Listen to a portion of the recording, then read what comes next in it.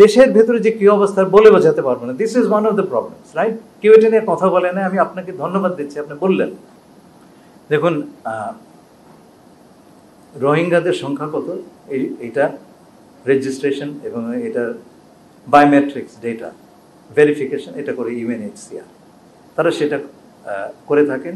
এবং রোহিঙ্গারা এখন এটা কিন্তু 12 লক্ষ লোক একটা ক্যাম্পের ভিতরে থাকে।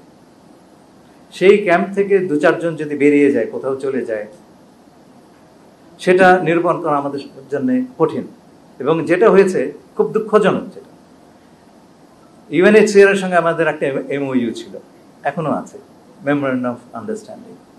তাতে বলা হয়েছে রোহিঙ্গাদের যে বায়োমেট্রিক ডেটা, হাতের ছাপ, চোখের ছবি, এগুলোর মালিক হচ্ছে বাংলাদেশ এবং ইউএনএইচসিআর, কাস্টোডিয়ান হচ্ছে বাংলাদেশ এবং ইউএনএইচসিআর।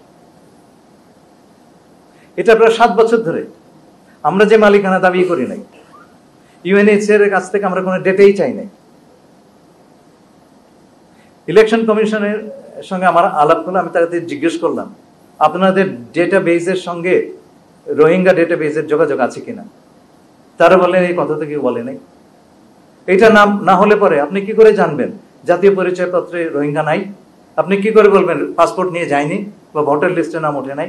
এই কাজই তো করে নাই ভাই। এখন সেই কাজটা আমরা শুরু করেছি। এখন এই বায়োমেট্রিক ডেটা, যেটা আমরা ইউএনএইচসিআর কে বলেছি, আমরা সেটার মালিক, and we are sovereign, you are not. Data দিতে হবে, ডেটা দিয়ে এখন তারা দেবে, সেই ডেটাটা আমরা উপযুক্তভাবে, ভাই দেশের ভেতরে যে কি অবস্থা বলে বোঝাতে পারবো না। This is one of the problems, right? কেউ এটা নিয়ে কথা বলে না। আমি আপনাকে ধন্যবাদ দিচ্ছি, আপনি বললেন। এটাও আমাদের নিরসন করতে হচ্ছে। এখন এই ডেটাবেজ, আমাদের ডেটাবেজে এটা যাবে, আমরা ক্রস চেক করব, তখন আমরা বুঝতে পারবো যে এটা যদি ইন্টারঅপারেবল হয়, আমরা সঙ্গে সঙ্গে বুঝতে পারবো যে আমাদের জাতীয়, মানে রোহিঙ্গা বেজের কোনো কিছু আমাদের জাতীয় ডেটাবেজে ঢুকে গেছে কিনা আমরা বের করে ফেলবো তখন। It's very simple. মিশু, এই কাজটি হয় নাই, বোঝেন না ভাই কোন জায়গাতে আছে।